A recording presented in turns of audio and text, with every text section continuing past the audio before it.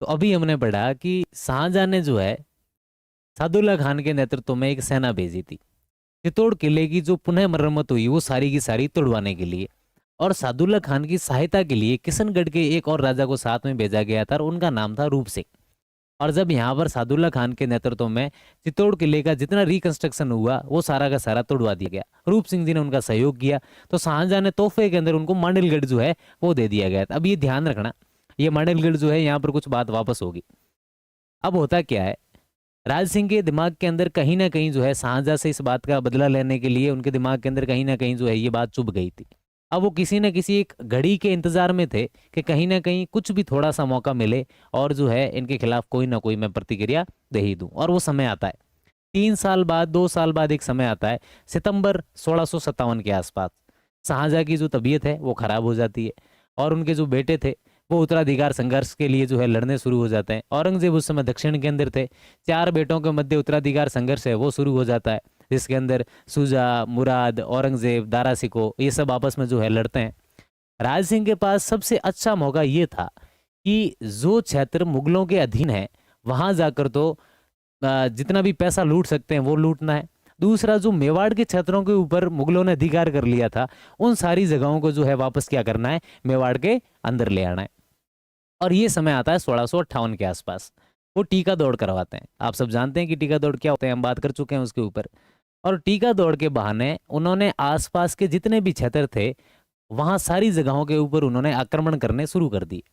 उन्होंने सबसे पहले आक्रमण किया मांडलगढ़ के ऊपर। अब मांडलगढ़ के ऊपर क्यों किया ये मैं आपको पहले बता चुका हूं। तो सबसे पहले टीका दौड़ के बहाने उन्होंने किस पर अधिकार किया, मांडलगढ़ पर। मांडलगढ़ के ऊपर वो अधिकार करते हुए आगे गए दरीबा पर। जो मुगलों ने पहले उनके ऊपर अधिकार कर चुके थे वो लोग। मांडलगढ़ और दरीबा दोनों के ऊपर अधिकार किया और दोनों जगह से 22,000 के आसपास उन्होंने जो पैसा था वो वसूला। अब ये मेवाड़ के जो क्षेत्र उनको प्राप्त करने थे जो रियासत के अंतर्गत थे और मुगलों ने जिन पर अधिकार कर लिया था वो तो उन्होंने कर लिया। अब उसके बाद उन्होंने एक नई योजना बनाई राज सिंह ने कि जो क्षेत्र दूसरी रियासतों के अंदर है और जो मुगलों के अधीन है वहां से हम पैसा लूटेंगे। पहली बात तो वो हमारे रियासत के क्षेत्र नहीं है, इसलिए प्रजा के साथ किसी प्रकार का अन्याय नहीं होगा क्योंकि वो हमारी प्रजा नहीं है। तो राज सिंह जो है मालपुरा की तरफ, रूपनगढ़ की तरफ, जयपुर रियासत की तरफ जो है चल पड़े। और वो लूटते लूटते बहुत सारी जगहों को लूटते हुए रूपनगढ़ तक पहुंचे।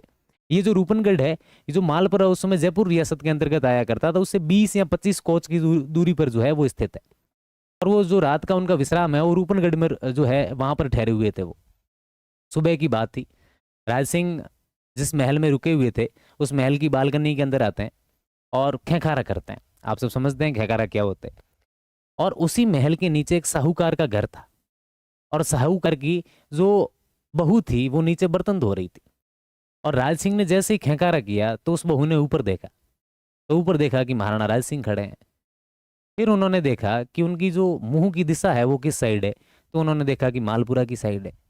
तो फटाफट दौड़ते हुए अंदर गए, एक लेटर लिखा और लेटर लिख के मालपुरा, जहां उनका पीहर था, अपने पिताजी का घर जो था वो कहाँ पर था, तो मालपुरा के अंदर था। अपने पिता को एक लेटर लिख दिया उन्होंने हाथों हाथ कि सुबह तक घर के अंदर जितना भी गहना है, जितना भी पैसा है, जल्दी से जल्दी खाली कर देना, क्योंकि सुबह जो है राणा जी मालपुरा को संभालेंगे।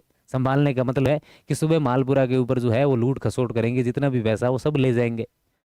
और ये जैसे ही समाचार उनके पिता को मिलता है, मतलब जिस बहू ने राज सिंह को खंखारा करते हुए देखा था, उनके पिता को जैसे ही ये समाचार मिलता है वो मालपुरा का अपना घर, सामान, पैसा जितना भी था वो सारा वहां से लेकर निकल गए। अब आश्चर्य वाली बात ये थी कि ये बात राज सिंह के सेनापति को भी नहीं पता था कि वो सुबह मालपुरा के ऊपर अटैक करेंगे। राज सिंह जी की खास आदत थी कि वो कभी भी किसी योजना को किसी के साथ शेयर नहीं करा करते थे, किसी को नहीं बताते कि सुबह जो है कहाँ पर जाना है। राज सिंह सुबह का समय हुआ और उसके बाद वो वापस मालपुरा की तरफ उनकी सेना निकल पड़ी। सारे घरों को लूटा और जो बड़े साहूकार का घर था अंत में वो वहां पर पहुंचे और उन्होंने देखा कि साहूकार घर में ही नहीं है। चलो कि वो तो घर में नहीं है, कहीं और आसपास गए हुए होंगे। घर को लूटना है, घर को लूट के आ जाओ। घर के अंदर गए, साहब बर्तन नहीं मिला, एक कुछ भी नहीं था। राज सिंह जी को नहीं मिला, उन्होंने ज्यादा उस समय सोचा नहीं और उसके बाद वो वापस मेवाड़ की तरफ लौट आए। लेकिन उनको कहीं ना कहीं ये बात खाई जा रही थी कि ये बात किसी को नहीं पता थी कि मैं सुबह मालपुरा के ऊपर जो है वो आक्रमण करने वाला हूँ। आखिर उस साहूकार को पता चली तो चली कैसे। सेना को भेजी कि इज्जत के साथ साहूकार को यहाँ बुलाया जाए। साहूकार दरबार के अंदर आते हैं, राज सिंह जी सामने बैठे और राज सिंह जी ने उनको पूछा, उनको कहा कि आपके जो 7 गुना है वो माफ़ है, सब कुछ माफ़ है। एक बात सच सच बताओ कि आपको कैसे पता चला कि जो मैं मालपुरा है वो सुबह लूटने आने वाला हूँ? तो उन्होंने कहा कि महाराज दरबार मुझे तो नहीं पता था, लेकिन मेरी बेटी है जो रूपनगढ़ ब्याही हुई है, और उन्होंने जो मेरे को एक लेटर लिखा था और कहा कि सुबह राणा जी जो है वो मालपुरा संभालेंगे, तो उससे पहले तुम संभल लो और वहां से निकल जाओ, जितना पैसा गहना है वो सब लेकर वहां से निकल जाओ। क्योंकि उनको कैसे पता चला है कि वो तो मन को नहीं ठा हमारा राणा जी, वो तो मैंने ठा है। तो फिर सैनिकों को वापस मालपुरा रूपनगढ़ भेजा कि उनको जो है इज्जत के साथ यहाँ पर लाया जाए। और जो वो बहू थी वो वहां पर आते हैं और उनको राणा जी ने इज्जत के साथ कहा कि इज्जत के साथ बताओ बात, आपको जो पता चला तो चला कैसे? तो उन्होंने कहा कि राणा जी मैं जैसे सुबह वहां पर बर्तन धो रही थी और उसमें आपने जब खेकारा किया और आपकी जो मुंह की दिशा थी, जहां पर आपकी आंखें जा रही थी उस तरफ मालपुरा था। और मुझे पता है कि आज तक राणा जी का कभी खेकारा जो है वो झूठा नहीं गया। झूठा का मतलब कभी ऐसी बात नहीं हुई कि उस खेकारे पर कोई ना कोई कांड नहीं हुआ हो। आपका मुंह मालपुरा की तरफ था और मुझे लगा कि आप जो है वो मालपुरा लूट लेंगे। और जैसे ही मैंने ये देखा तो मैंने अपने पिताजी को जो है एक लेटर भेज दिया था।